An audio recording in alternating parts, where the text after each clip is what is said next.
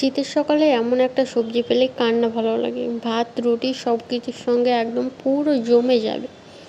ফ্রিজের কোনায় পড়ে থাকা সব রকমের সবজি নিয়ে চলে আসো, তারপর আমরা আজ বানাবো মিক্স ভেজিটেবল, যা ভাত রুটি সব কিছুর সঙ্গে অনেক টেস্টি। আমি তার সঙ্গে একটু মাছের মাথা অ্যাড করেছিলাম।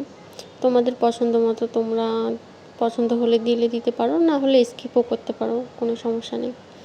চলো মেন রেসিপিতে যাওয়া যাক।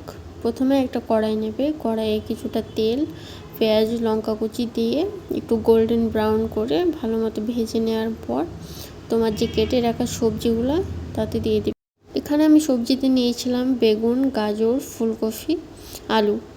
এই সবজিগুলো শীতের সময় সবার ঘরেই পাওয়া যায়।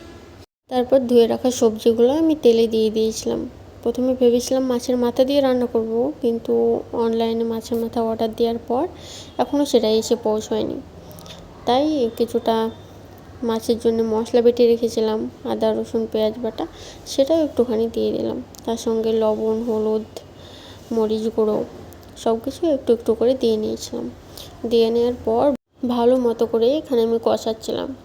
মানে কষালে একটু সবজিটা বেশ ভালো লাগে খেতে। এখনই যদি আমি জল দিয়ে সেদ্ধ করে নিই তো সবজিটা অতটাও টেস্টি হবে না। তো এখানে আমি ভালো মতো কষিয়ে নিচ্ছিলাম। কষিয়ে হালকা একটু করে জল দিয়ে ঢাকা চাপা দিব। ঢাকাটা খোলার পর আমি আবারও চেক করে দেখছিলাম লবণ ঝাল সব কিছু ঠিক মতো আছে কিনা।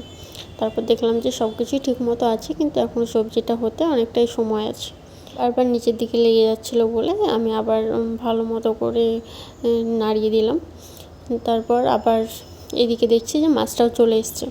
তাই ভাবলাম যে মাছটাও একটু ভেজে তার সঙ্গে দিব। তাই একটু ঢেকে রেখে মাছটাও রেডি করে নিয়েছিলাম আমি অফ ক্যামেরায়।